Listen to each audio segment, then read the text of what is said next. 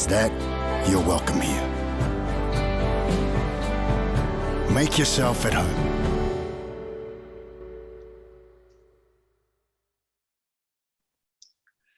Good evening. I hope you enjoyed that video, and as it said, welcome.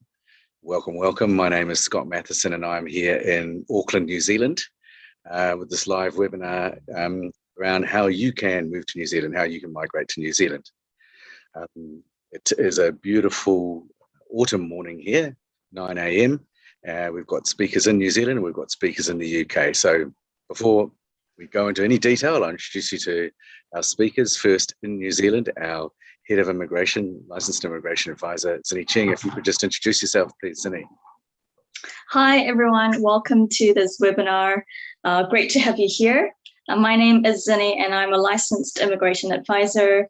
I manage a team of about 30 people, including 16 licensed immigration advisors. So we're all licensed by the Immigration Advisors Authority. We have to renew our license every year. We have a strict code of conduct to adhere to, which means we maintain our standards of services constantly and all the time, keeping up to date with changes to policies and things like that. So I think you will find this really helpful, so welcome. Thanks, Zinni. And look, there's a lot of change going on in immigration in New Zealand now, which we'll get into. Some real positives for some people, but there's a lot of change. So it's not as simple as it used to be. And our next panelist is probably one of the most experienced people in helping people move to New Zealand. Paul Goddard moved himself under the lights of TV cameras in the early 2000s. He's based in the UK at the moment. Paul? Yeah, good to see you, everyone. I've been chatting with people in the chat room, which is great. But yeah, I moved back in 2003, had the whole thing filmed by the BBC, and then wrote a book all about the move. And so my move was very different to what most of you are going to experience. And I certainly wouldn't advise anyone to do it the way that I did it. I always say learn from my mistakes. But yeah, I'm just looking forward to the next sort of half an hour or so where we can share a lot of information with everyone. I'll be typing some answers when I can't answer all the questions. But we've got your details and we'll be sending you follow-up emails and everything else as well. Fantastic.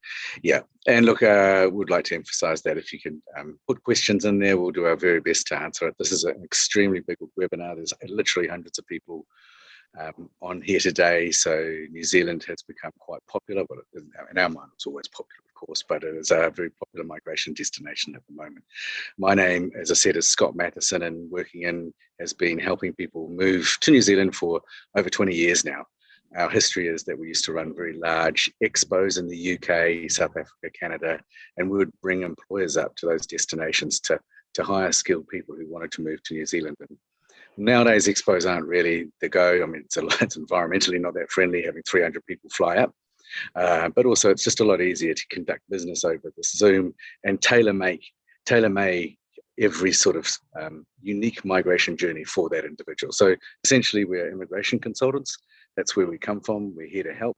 But our past or our background is from an employment perspective. So we do offer a lot of employment support around the way. We're not recruiters, but we offer a whole lot of employment support, and we've got a whole lot of partnerships in place to make that road to New Zealand quite smooth. So that's us. This is going to be 40 minutes. It's not a long webinar. It's packed with information, and hopefully at the end of it, you'll have some steps to go forward to take the next step if that's what you want to do. We really hope that you do want to do that. So let's just cover off what we're going to go through today. Obviously, we've just met the panelists, Paul and Zinni, and myself, Scott. I'll give you a quick update on what's happening with the border and critically what's happening in July 4. Just tell you a little about the New Zealand job market at the moment, because there's a lot going on. It's very hot. And then Paul will just tell you more about the preparation. Hey, listen, if you're wanting to come to New Zealand, this is not about applying for CVs now. It's about getting ready first. Absolutely critical part of the whole webinar, and the theme that we'll be running through constantly is get prepared. Then there's the visa assistance. So look, there has been a lot of change. There's continuous change. There were more updates brought through day before yesterday from Immigration New Zealand, and Zinni will run through those. And then we'll touch very quickly on New Zealand registration, but that's more for the healthcare sector, but it's very relevant. And then what do we do in terms of employment support? And then finally, the next steps. how do you go from here? So a big part of what we'll be doing today is saying, hey, look, there's a free appraisal that you can put online. It'll be posted up all the time, and you can look at that appraisal and you can fill it in, and then we'll give you a good idea as to whether you can move to New Zealand or not, and then how do you move forward. So we'll get into that. I know I'm speaking quickly, but that's okay, because I think we do have quite a lot to get through. So what's happening in New Zealand now is quite interesting, because we're kind of just coming off the peak of Omicron. Many of you know that originally New Zealand handled the sort of COVID crisis relatively well, because, well, we're an island in the South Pacific, and it was quite easy to shut the borders. And for those people that came in, we organised to put them in managed isolation for 2 weeks. And so the first few variants of COVID didn't really come into our community. But with Omicron here now, we're kind of very late in the piece, and we've seen what's happened in the UK and Australia and the US and India and so forth. And so over the last couple of days, it's started to come off its peak anyway, from the graphs at least. And so our government is now looking very proactively at opening the borders, and there's a plan to open the borders. So where we've been isolated for the last 2 years, now we're in go mode. And July 4 is a big date, because it's the date whereby under the new visa scheme, which we're going to get to, but there's a whole new way of applying for visas. The start date for that is July 4. So that'll become quite a big topic today. So I'm not going to do too much talking, but I will just tell you a little bit about the New Zealand job market. The New Zealand job market is, I can't describe it in any other way as hot if you're an employee, but if you're an employer, it's dire. It's very, very difficult to find skilled people. Unemployment is at record low levels. We haven't seen this sort of stuff for decades, and it's a real struggle for almost everybody that we talk to. And New Zealand being a small country with only 5 million people, but growing fast, there's this constant need for more people. I was reading today about $102 billion of infrastructure being invested into the country. So, that doesn't mean that infrastructure is just for, it doesn't mean that infrastructure is just for, we need carpenters and builders. It's just what happens when that infrastructure gets built? What happens when that new town gets built? The new hospital gets built? Who's going to service that? Who's going to teach in those schools and such and so forth? So there's a lot of growth going on in New Zealand, and that's that's fantastic. But it also means we need skilled people, and that the webinar today is really about, if you are skilled and you meet certain criteria, which we will check, then you have the opportunity to move to New Zealand, providing you can get a job offer. And there's a whole lot of caveats around that, but migration to New Zealand is based around skills. If you have the skills, if you're the right age, if you've got the experience, if you've got the qualifications, then New Zealand is wanting skilled people, because we're a growing country. So that's the kind of the state of the job market. I guess what I'd like to now hand you over to is Paul, and I think I can even tell you about this. I didn't show you this this visual, but that's a quick visual about what I was talking about, the growth of New Zealand. So have a quick look at that, and then I'll just hand you over to Paul, just to talk a bit about the preparation, but also this thing called the catch-22. And the catch-22 is talked about a lot. It is the issue about, how do you find a job when you're in the UK or offshore? Paul, if I can hand over to you. Yeah, cheers, Scott. I mean, we do focus a lot on preparing for the move. It's one of the things that we've seen over the years that people don't do enough of, and they don't do it correctly if they're doing it on their own. Because I'm sure those of you watching this today, all of you will be using the internet to get information. And it's a bit of a minefield. It sends you round and round in circles. And the reason it does that is the internet isn't personalized. It's not about you and what you're trying to do. It's just pages of information. And getting the right information means you having the skills to land on exactly the right page at exactly the right time, and trusting the content that you're reading. And it's just really time consuming. And it's not just about reading information. Being prepared for the move means being information ready. It means being document ready, i.e. the information you need about your move to New Zealand, the documents you need to go and get visas, and most importantly, and this is the real sort of secret, if you like, to getting a job offer, it means being able to prove to any potential employer or recruiter that you're fully prepared, ready to move, everything's in place, and if they offer you a job, everything's going to run quickly and smoothly. Because if an employer has any doubt at all or doesn't know that that's the case, why would they talk to you? It's too risky. Okay. And that's why preparation is crucial. And this catch-22 that Scott referred to there, everyone faces that. Can't get a visa because I haven't got a job offer. Can't get a job offer because I haven't got a visa. It exists mainly because employers don't know if, when, and how you're going to get to New Zealand. So they struggle to respond to you. They struggle to engage with you. And it just makes the whole process a little bit too difficult. And so the way that you get around the catch-22 is by removing the barriers that stop the employer moving forward and presenting yourself to the employer in the best way that removes the barriers for the employer. Now, that might sound a little bit complicated, but that's exactly what we do. And that's why we're here. It's not easy. It's not quick for most people. It's not easy. It can take time. But if you, hand on heart, believe that there is an employer in New Zealand who is looking for your skills and willing to hire you, then we can support you through that process for as long as it takes. And we'll actually clarify, are you skilled, are you eligible, and everything else before you even start committing serious time and money towards the move. Yeah, and that's a big point. So I think that preparation thing, Paul, if I just can kind of paraphrase a lot of what you're saying, if you're overseas now and you're thinking, I want to move to New Zealand, firing off your CV is going to be detrimental.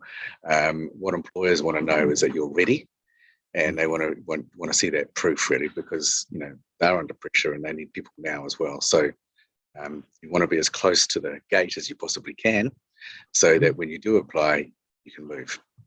Yeah, and that's it, Scott. I mean, you can't, if you're doing this on your own, you can't prove to an employer that you're ready. You can tell an employer you're ready. If you're an employer, that just says that you're keen. It's not proof, Whereas if we're telling an employer you're ready, then that is proof, because we can say, we've done this, we've done that, this is in place, that's in place, everything's ready to go. Just offer this person a job. We could have a visa issued quickly. That's the difference. And, it's really okay. So I think one of the things about doing a webinar to hundreds of people is that some people are well along their pathway, and I can see, Paul, that there's people here who already got their New Zealand Teaching Council registration, for example. So fully engaged, fully along the process, and just close to that.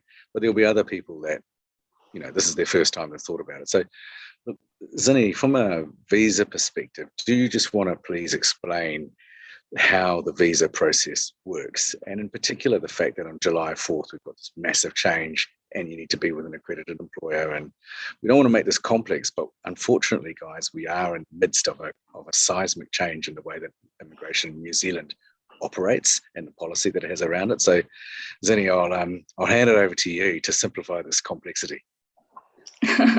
Thanks, Scott.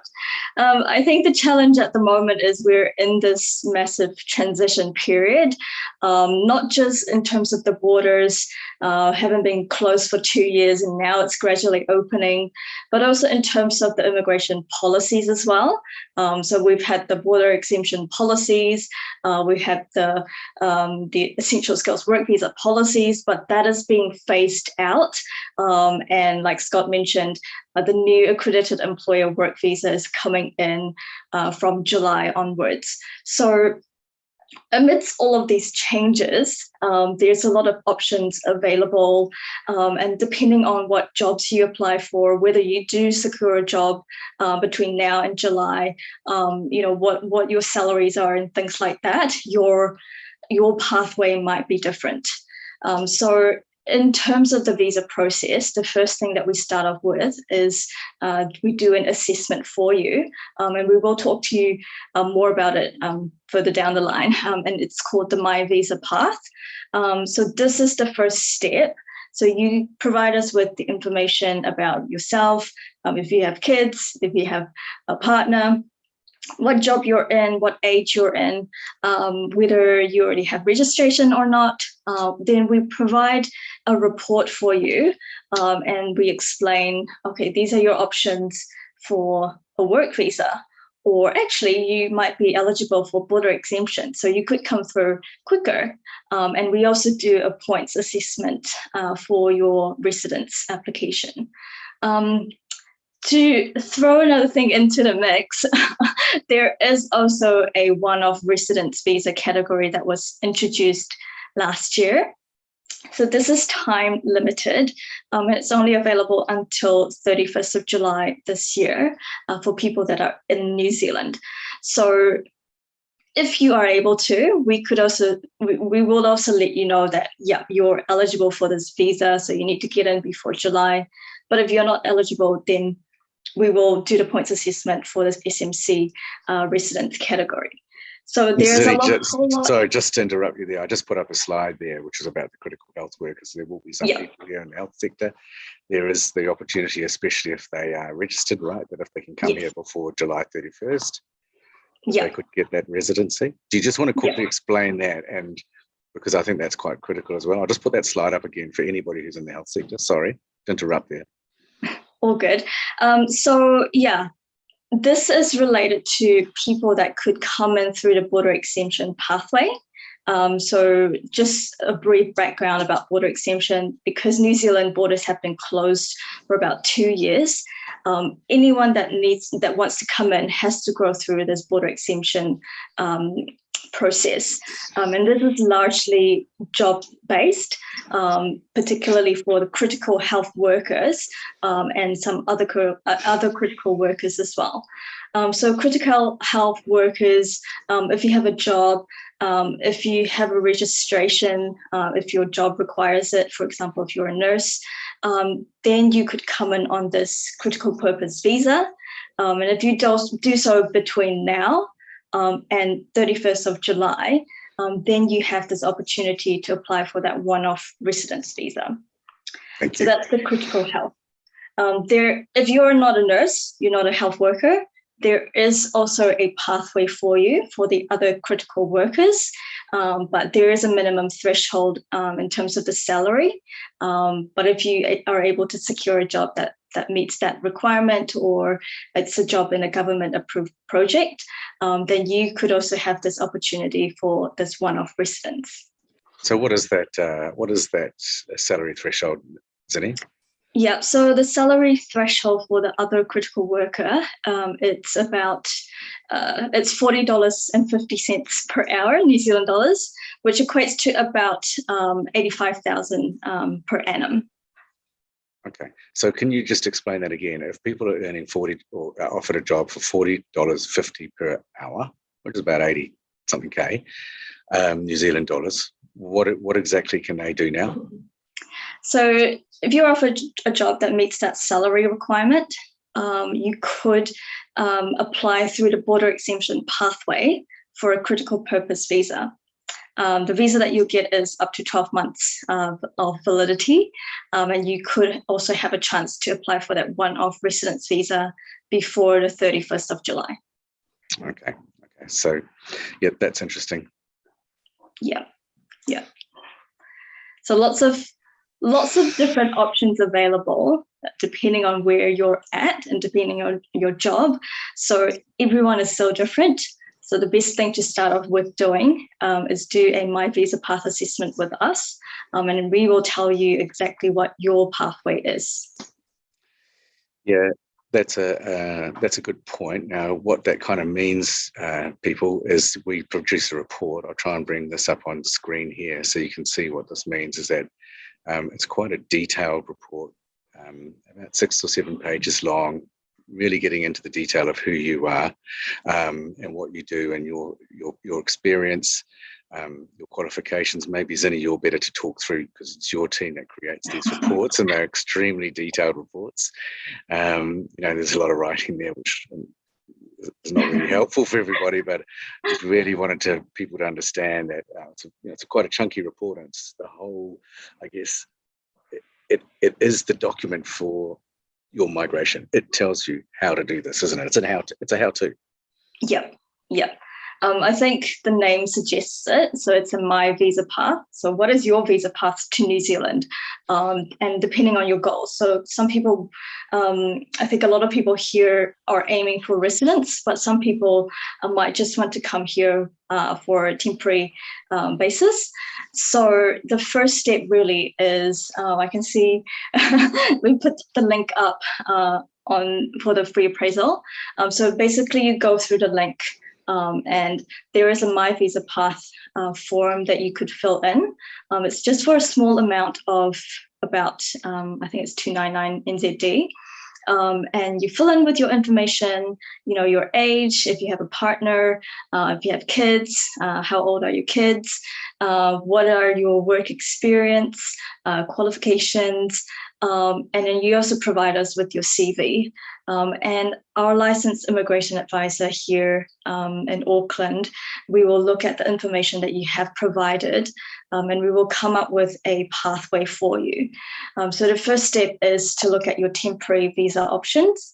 And that could be the critical purpose visa that we've mentioned, or it could be the new accredited employer work visa that's coming up in July. And we will assess whether you meet those criteria, because you do need to have certain amount of work experience or certain level of qualifications to apply. So we assess that. And we also assess the options for your partner and your kids, if you do have kids and partner. And we look at your temporary visa options. And then we also look at your residence visa options, which is the skilled migrant category, which is the most commonly applied residence scheme. So we assess your points, and there's a lot of detail that goes into it. But on the report, we actually do make it quite simple for you to read. We don't put a lot of policy wording in there because that's not what you're after. I would break it down easily for you and say, step 1, you do this, step 2, you do this. If you don't meet the requirements for this visa, this is potentially what you need to do. You need to get your qualifications assessed, for example, or these are your other options in terms of what jobs are more suitable for you to be able to be eligible for a visa. Yeah, there's a lot going on there, Zinni, and thank you for taking us through that, because my word, it is a I think you said it's a transitional environment that we're dealing with. So you do get, as part of that report, you get a 1-hour consultation, and mainly that's with Paul. Paul, you're doing these 1-hour consultations pretty much day in, day out, every day. So what are the themes that you're discussing, and what are the themes that are coming out, and what are, I guess, any tips that you generally can give? Yeah, look, Scott, it's a great point, because as we've just shown, Zinni's just shown there, the report is quite detailed, okay? And that's great, because the report gives you confirmation that you need about your options for making the move. It outlines like, well, you meet this criteria, you meet that criteria. But what everyone on here actually needs to know, and I can see this from the questions they're asking, everyone's got a million questions. The report on its own as a piece of paper doesn't answer those questions, or all of them. It gives clarity and it gives a way forward. So the really important part about the My Visa Path is the consultation, because in the consultation, what I do, as a licensed advisor, is I take your report and I basically use it as a blueprint to outline your roadmap to New Zealand. So in other words, what we talk about in that call is, based on the report, here's the steps you need to take. Here's the hurdles you're facing. Here's how you overcome them. We'll talk about visas. We'll talk about timeframes. We'll talk about costs. We'll talk about anything that you need to know. I'll answer any questions that you've got about moving to and living in New Zealand. So all the types of questions that we're getting asked, everyone's asking here online, you get all the answers to those questions. But you get it on a one-to-one environment with a document that is confirming your way forward. So not only are you getting all the answers that you need, not only are you getting a report that confirms it, you're getting me showing you exactly how to make the move. Because that's what everyone needs to know before you fully commit to hopping on a plane, to firing off CVs, to even using us. You've got to get the answers to all the questions. You've got to get the information so that you can make those life-changing decisions. That's why the report is so important. We've done thousands of them over the years, And not one person's ever turned around and said, that was a waste of time. I wish I hadn't done it. I didn't learn anything. It literally gives you the way forward. Actually, on the flip side of that, Paul, we deal with people that haven't done that, and they've taken the move and found out later on that for whatever reason, one of their children or their partner wasn't eligible. They've spent £20,000 or USD or whatever it might be, and then found that, and they're not eligible. And we see this in the news all the time, where you have a migrant that's in New Zealand and they're pleading to stay, but policy says, well, you actually don't qualify. So 300 New Zealand dollars. Some people call it insurance policy, but it's all key part of the preparation. So flicking up a slide here, which is the preparation, and the number one thing is, well, are you eligible to migrate? That's number one, and then check you meet the registration criteria if that is relevant. So if you're a teacher or a nurse or whatever that might be, or an engineer, you just got to make sure that you actually can do the job that you do right now. Update your CV, obviously, talk to Paul, and then there's the whole lot of other planning that'll take place that Paul can take you through. So look, there's quite a lot to do before you get into that phase of the job search. But when it does come to the job search, Paul, do you just want to run through a little bit about how we can help? Because we're not recruiters. I just really want to make that clear. We're not recruitment consultants per se. We have partnerships with recruiters and we have a whole lot of tools, but Paul, please. Yeah, it's what we call employment support. Okay, so we take you through 4 stages of the move. We help you get prepared for the move. We provide employment support to help you get the job offer. We do the visas. Paul, you've gone onto mute, mate. Yeah, sorry, I'm back. I hit my keyboard. So this isn't just about filling out forms. This is about taking you through every step of that journey. Employment support is really important. Only an employer can guarantee you a job offer. We can't, and anyone tells you that they can who isn't actually offering you a job probably isn't telling you the truth. But what we can do is put you in the best position to get that job offer and support you through the process. The key word here is support. It's not you sitting back doing nothing and a job suddenly appears. That just generally doesn't work. Some of you might get lucky and that happens, but most people it doesn't. What we're doing with employment support is we're giving you the tools to remove the barriers that stop the employer moving forward and present yourself in the best way. Multiple ways of doing it. We work with recruitment agencies in New Zealand. We can work directly with any employer who wants to talk to you or engage with you. We can show you how to tap into the hidden job market, which is the jobs that you can't see that are in New Zealand, and how to actually reach out and sell yourself to employers that way. We can work on your CVs. We can prepare you for interviews. There's all sorts of things that we can do and tools that we can give. But the best way, I think, to explain employment support in a very simple way is the aim of employment support is any interaction that you're having with an employer or a recruiter in New Zealand, we aim to also be interacting with that employer and recruiter in some way. An example of that is if you're just firing off CVs randomly to employers, we know it doesn't work because it doesn't tell the employer what they need to know, which is if, when, and how you're going to get to New Zealand. If you're working with us, we give you a letter of support, which is a document that becomes part of your CV. So you're not just a CV anymore, you're a CV that says to the employer, here's Joe, he's skilled, he's eligible, his documents are ready. All you need to do is offer him a job. And if you offer him a job today, a visa can be issued quickly and it has our contact details on it. You can share that information with our recruitment coordinators, our employment support coordinators. If we've got contact information for the employer, we can follow up when you've applied and say, hey, Joe just applied for this job. You've got his CV, you've got his letter of support from us. He'll come across great in an interview. Why don't you give him a call? And if you offer him a job, we'll make sure everything runs quickly and smoothly. That's one example of how we're interacting and trying to remove the barriers that stop the employer moving forward. Doesn't mean every employer is going to move forward. It just means, but without it, what's your alternative? You're a CV at the bottom of a big pile of CVs. There is a massive buildup of people trying to get to New Zealand right now. There is a 2-year buildup of skilled people, and most of them are flooding the market with CVs, and most of those people won't get anywhere because employers, we know, we're talking to employers, they're hitting the delete button for various reasons. Maybe they're not accredited yet. Maybe they're not ready yet. The main reason is they don't know if, when, and how you're going to get to New Zealand because your CV isn't telling them. if, when, and how you're going to get to New Zealand. That's a very, very quick snapshot, Scott. I could talk about employment support for a long time, and we're always tweaking it. We're always adding things where we can. We've got a new employment support portal that's coming out for our clients. There's all sorts of ways. Most visa agents do not touch employment support because they can't. It's too time consuming for them. They haven't got any connections. They haven't got any experience in it.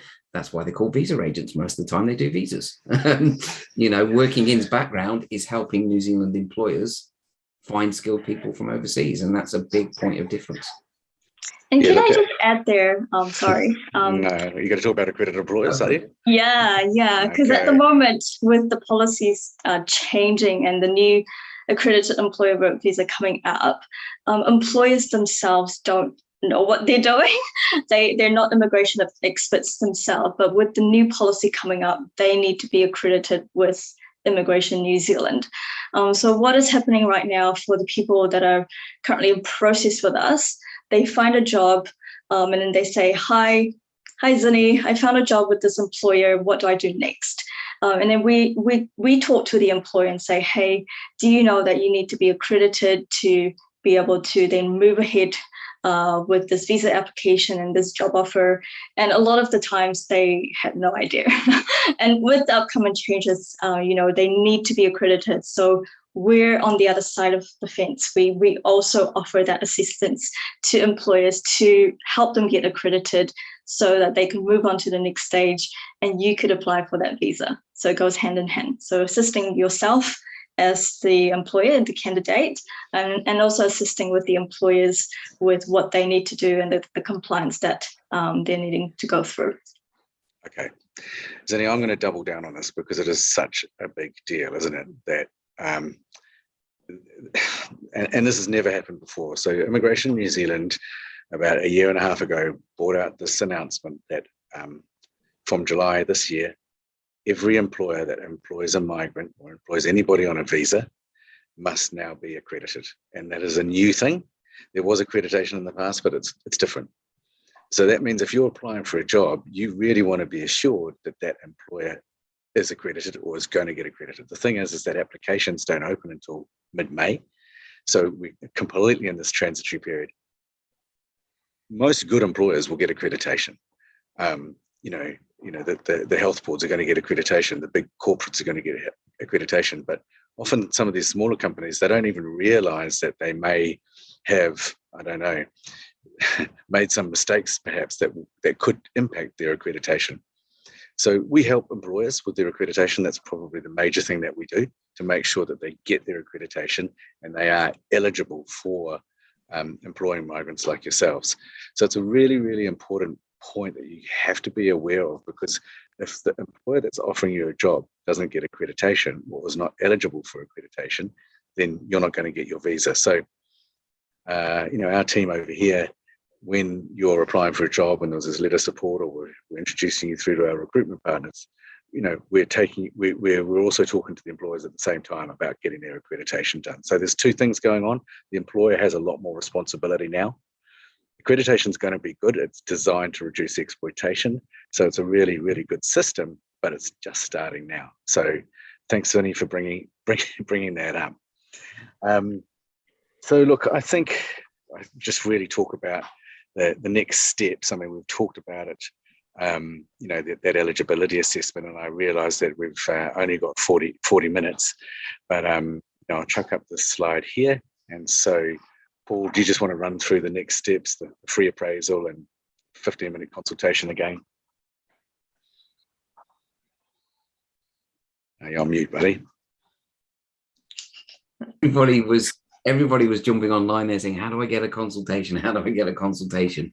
Before you get the consultation, we put an extra step in. This is all about minimizing your risk.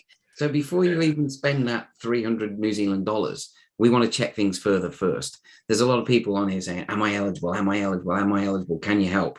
That's what we need to look at first. That's really simple. There's a link there that we've been sharing where basically you can click on a link and put in some details. That gets in front of us. We'll look at it. If we think that you're in a skilled occupation and we can help you, we'll schedule a free totally free initial 10-15 minute call with one of our team to find out more information about you, to see that you do tick the boxes.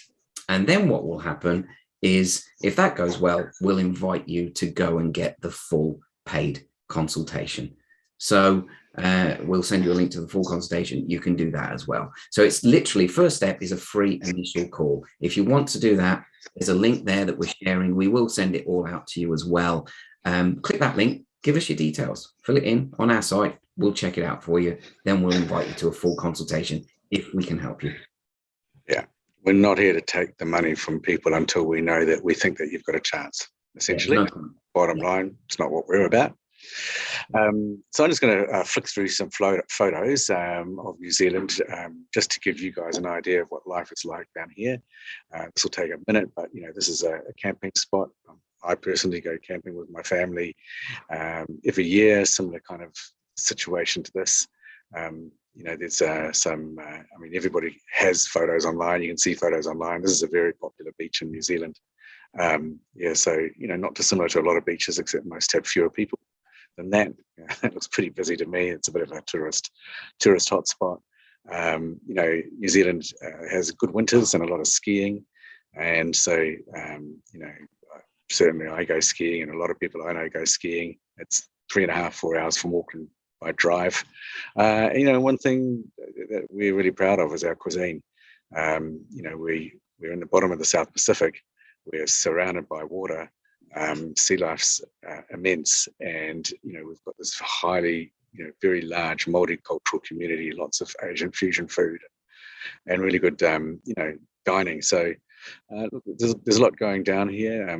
We're growing as a country, and what Paul and I have seen, especially because we're a little bit older than Zinni, way older, probably twice as old, is that the migration windows open and close. And sometimes it gets really tight and really, really difficult to get in. And then sometimes it opens. And at the moment, there's this window, isn't there, Paul?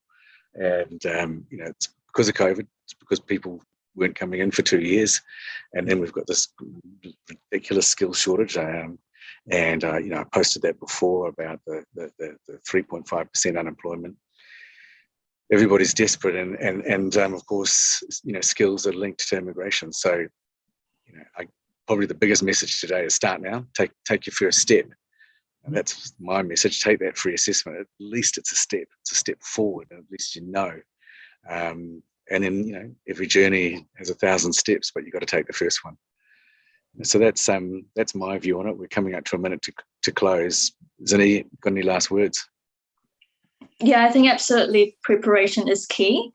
So amidst all of these changes, there's changes to the changes.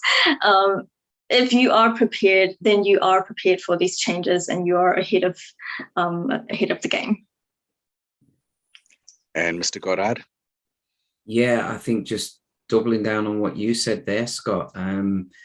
Take a first step. You've got everything to gain and nothing to lose. I mean, by filling out a quick form online and getting a free 10 to 15 minute call with one of us to find out a bit more about you and find out, can you do it? And more importantly, are we a good fit and can we help you? That doesn't cost you anything. It takes 15 minutes and, what have you got to lose? I mean, if you're serious and you want to move within the next couple of years, you need to be doing things now. The borders are opening. There is a queue of people. Some of these jobs are going to get filled. You do need to be really proactive, get help and support around you, minimize the risks, maximize the opportunities. Thank you, Paul. I really wish we could talk for a little bit longer about this, but I hope it's giving you a bit of an insight into how you can move to New Zealand. For those of you that are, a long way down the process, contact us by all means. Fill out that free assessment. Let's get going, and we hope to see you down in New Zealand one day. So, kia ora, thank you for joining us. Have a good evening wherever you are in the world. Bye. Cheers. Bye, everyone.